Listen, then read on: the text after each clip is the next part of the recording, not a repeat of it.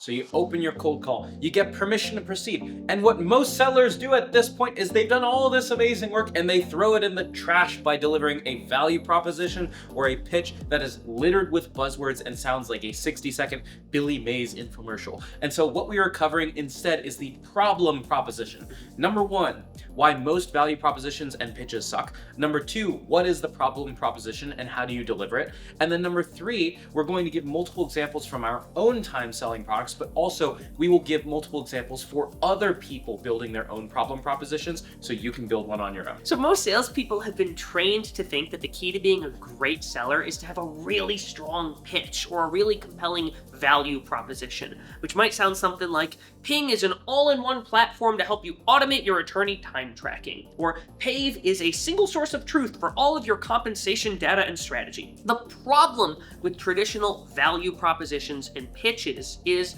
number one, they tend to include these vague terms like all-in-one platform or single source of truth. And the problem with language like that is, one, it might mean something to you when you say automated platform, but it is nonsense to your prospect. It doesn't tell them exactly what you're calling about. Furthermore, language like that, those buzzwords, are the same thing that every other cold caller is saying, and now you have dropped yourself right back in the telemarketer bucket. The other issue with those value propositions is they typically tend to pitch benefits instead of the problems that your prospect might be experiencing. And one thing that's important to make clear here is your value, your benefits of what you sell have no context in the mind of your prospect unless there is a problem attached to it. If I'm selling titanium-coated cookware, and I call Armand and say, I've got this amazing titanium-coated cookware, he doesn't know what that actually means for him. He doesn't understand the value of titanium coating. But if I call him and say, hey, you remember that omelet you cooked for me last week where the egg got crusted to the pan? We can make that go away with titanium coated cookware. So you need to get them to care about your value by leading with the problem you solve first.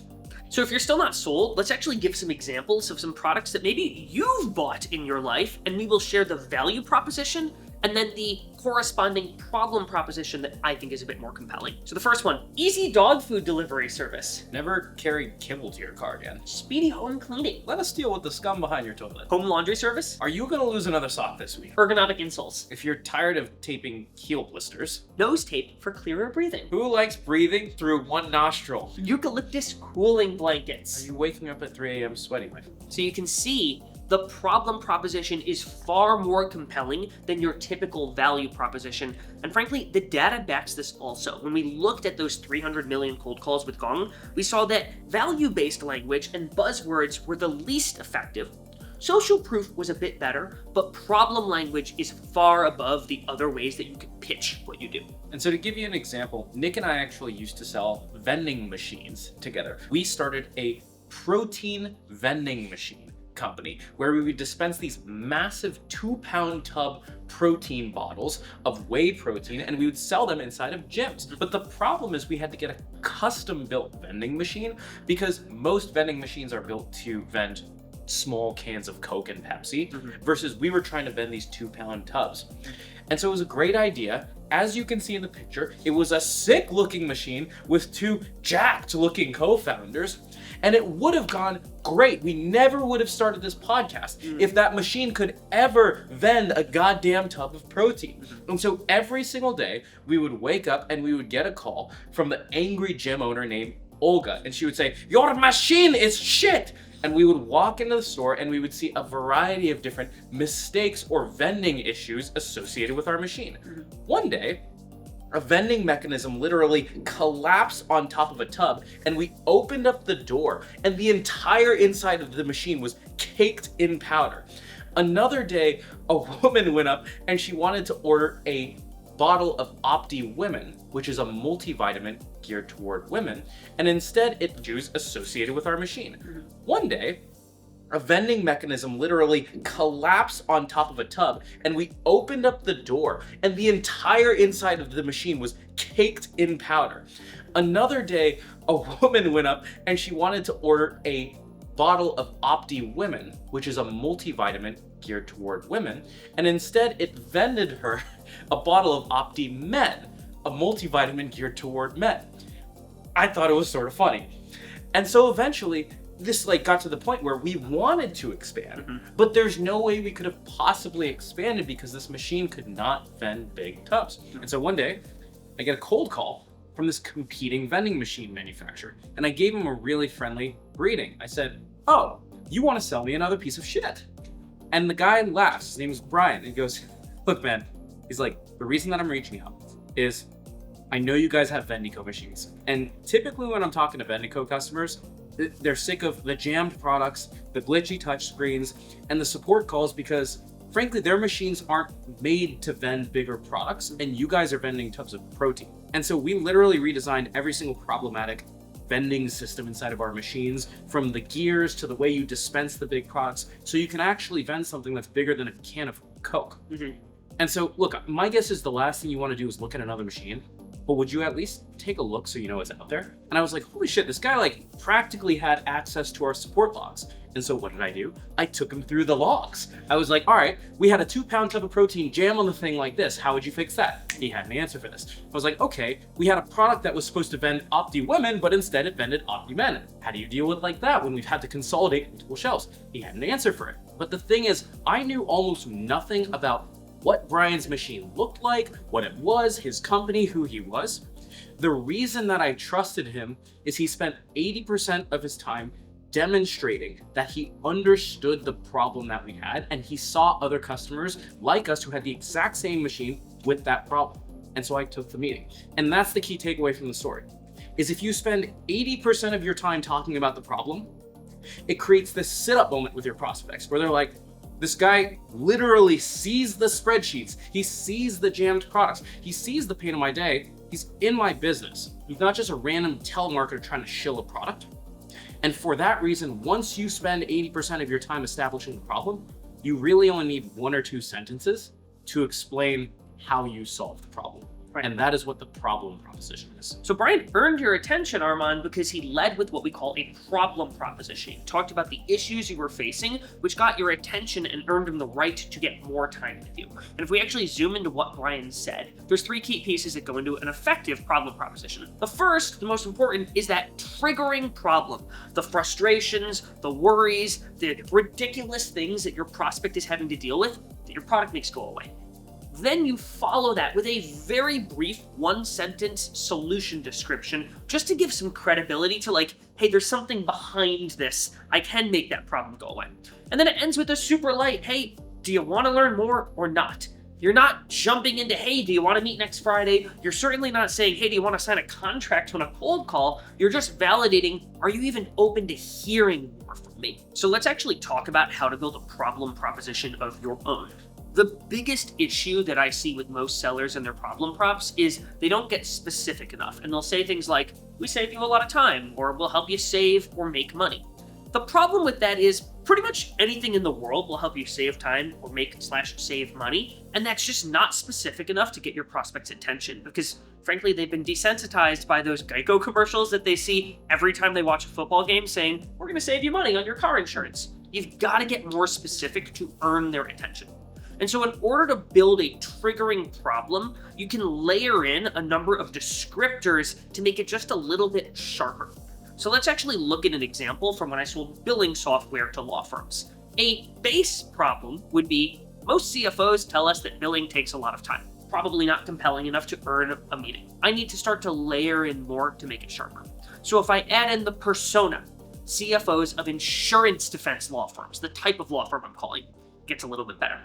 I can add in the annoyances. Those deductions, rejections, and appeals make billing take a lot of time. I can layer in the scenery, what's happening in time or place when that problem emerges after winning a big case. And I can make it really powerful by saying the emotion that's felt. It's not that they tell us it takes a lot of time, it's that they think it's ridiculous that they have to deal with those things. And so I'm going to give you a test to know if you're doing it right. And that test is probably going to make you puke in your mouth. It's called the hairy lollipop test. And so I want you to imagine that you're licking a dum-dum lollipop, you're walking around, and you butterfingers, you drop it on the ground, and that lollipop lands flush inside of a shag rug, and the bristles get wrapped all around it. And so you roll it around, you give it a nice little dollop, a little twirl in the pixie stick powder, and then you pull it up. What do you see? You see a whole bunch of hair. And that is the level of imagery and triggering disgust that you need to create when you're describing your triggering problem. If you cannot literally see the deductions, the rejections, the appeals, the hair on the lollipop, it's not specific enough. You literally need to have a problem so dangerously specific that it triggers a memory and a prospect has a picture in their mind. And so there are two ways you can actually do this. So a lot of times people struggle with getting really, really specific because they're like, my solution does this, this, and this. It's an ERP software and it literally automates the entire business. So if your solution is a little bit more simple and it solves one massive problem, you can just go deep on that problem. So let's start with an example for a company that solves one big problem. One of my clients, their name is Covey, and they essentially have an AI robot that will screen inbound applications so you don't have to look at every single one. And so a triggering problem might sound like this. Most talent teams find it mind-numbing to sift through 2,000 inbound applications just to figure out which 5 candidates you should even talk to. And so you can already imagine the 2,000 applications just to get 5 candidates, and that problem for a recruiter is naturally triggering. But if we take another example of a company that solves a lot of different problems, we can use one of my other clients called Practice. And so Practice, as a reminder, is a tutoring platform that helps tutoring companies manage everything from the scheduling of the tutoring sessions all the way through the payout to the tutors once those sessions are delivered. And so a 3-part problem can help me track the different parts of the solution that they have. And so a 3-part problem allows you to hit multiple potential pinpricks when you solve many different problems. And so it might sound like this. Most tutoring teams are bogged down in minutia with scheduling all the sessions, tracking how many each student has left, and then making sure the tutors get paid. And so notice a pro tip here is if you're gonna give a 3-part problem, try to have that 3-part problem be 3 problems that you solve in chronological order. And so example, scheduling the sessions comes first, tracking the sessions comes next, and then making sure that the tutors get paid is the final step. And you can naturally imagine as a prospect that you're going to cover all the little problems in between those 3 parts. So one other common mistake folks will make when they're crafting their problem proposition is they won't adapt their language based on the seniority or the title of the person that they're calling. The way that you talk to someone in the C-suite should probably be different than the way you would talk to a manager or director level contact. And so those below the line folks, they're bogged down with the day-to-day minutia and frustrations of those deductions, rejections, and appeals. And so you can speak directly to the process problem with those folks. But for folks who are above the line, typically VP and C-suite folks, they're not dealing with the day-to-day as much. And so what we need to do is we have to attach a business problem to the process problem. And so here's what the difference might sound like if I'm calling for PAVE. If I'm calling a manager of compensation, I can get away with saying, hey, typically during Q1 merit season, most of the compensation teams I talk to are buried under a mountain of spreadsheets with like 17,000 VLOOKUPs. They're dealing with that pain, and so that's enough to get their attention and get them to care. But if I'm calling a CHRO, I need to attach a business problem to that same process problem. And so I'm going to chunk up and add more. That's something we learned from Jason Bay. And my problem proposition will sound something like, typically during Q1 merit season, most of the people leaders I talk to freak out when they see that their team is buried under a mountain of spreadsheets because it becomes really, really hard to ensure that their managers are making equitable compensation decisions. The person in the C-suite cares about that latter problem, and I show them, hey, we're gonna make both of those go away when I chunk up. And so to recap, we have 3 problem propositions, 1 for Covey, 1 for Practice, and 1 for PAVE. And now all we have to do is add a 1-sentence solution. The easiest way to add a 1-sentence solution is to say, we do this, which allows us to solve the problem, where the we do this is the thing that allows you to solve the problem. In other words, what is your key differentiator that allows you to solve the thing that we just spent 15 seconds talking about? In the case of the vending machine example we gave earlier, the thing that allowed Brian to solve the issues with vending those big tubs of protein was the fact that he literally custom designed all of the major vending mechanisms that would have issues with vending anything larger than a can of Coke. And so if we attach the 1-sentence solution to each of these examples, Here's what it sounds like. For Covey, it might sound like most talent teams find it mind-numbing to sift through 2,000 inbound applications just to figure out which 5 candidates they should even talk to. And so look, Covey takes your ideal candidate criteria and it uses AI to surface the top applicants so you don't spend all day screening those resumes. So notice 2 things in play with the one-sentence solution. The first part is what allows Covey to solve the problem is the fact that they have an AI robot that ingests your candidate criteria. But then we re-anchor to, and that allows us to solve the problem that we just talked about. Really good. So another example for practice, which is that tutoring platform, is most tutoring teams are bogged down in minutia with scheduling all the sessions, tracking how much each student has left, and then making sure that the tutors get paid. Practice consolidates the scheduling, session tracking, and tutor payouts so that you don't have to juggle 20 systems or let sessions fall through the cracks. And so your final examples with PAVE. During Q1 merit season, most compensation teams are literally buried under a mountain of spreadsheets with 17,000 VLOOKUPs. And so look, PAVE integrates your HRIS, your equity, and your comp data into one place, so you literally never have to run merit cycles and spreadsheets again. And the reason that PAVE is able to solve that problem is because normally your comp data lives in a million different places. So by integrating those things together, you can solve the problem of merit cycles and spreadsheets. So you triggered them with your problem, you told them the one-sentence solution, now it's time to round out your problem proposition by asking them for the meeting. Most salespeople get this part wrong, and they've been trained to say things like, hey, are you free at 10 or 2 Eastern for a 15-minute meeting? Or would you like to meet with a specialist? Or are you interested in checking out a demo? CTAs like that feel very heavy to your prospect because you're asking them to make multiple decisions at once. Do I care about this problem this person asked me? Do I believe that this salesperson's company can solve it? Do I want to meet with this person? And am I actually free during those times? And a rule of thumb that frankly spans all of sales is that you should only ask your prospect to make one decision or answer one question at a time. The most important thing here is that you validate their interest in learning more before all of those other things. And so instead of handling the logistics of the time or the content, is this a meeting? Is this a demo? Just figure out, do they want to learn more? And if you inch forward and get that initial yes of, yeah, they want to learn more, then you can handle all of the other meeting logistics and get on the books. And so an interest-based call to action might sound something like, look, I know I'm totally cold calling you out of the blue, but are you open to learning more sometime? Or, hey, would you be open to taking a peek at this thing? Maybe not when I'm cold calling you out of the blue. Those are much lighter and easier to get that initial yes, at which point then you can handle logistics. Notice there are 2 parts of the interest-based call to action. The first is you need to sort of acknowledge that you cold called them out of the blue and you're not literally looking to meet with them right now. And then the second part of that is asking them if they're open to learning more or open to taking a peek. So putting it all together, here's what your full problem proposition looks like. So for Covey, it sounds like this. Most talent teams find it absolutely mind-numbing to sift through 2,000 inbound applications just to figure out which 5 candidates they should even talk to. And so look, Covey takes your ideal candidate criteria and it uses AI to surface the top applicants so you don't have to spend all day screening resumes anymore. Are you open to learning more about this? Maybe when I'm not cold calling you out of the blue? So for practice, here's putting it all together.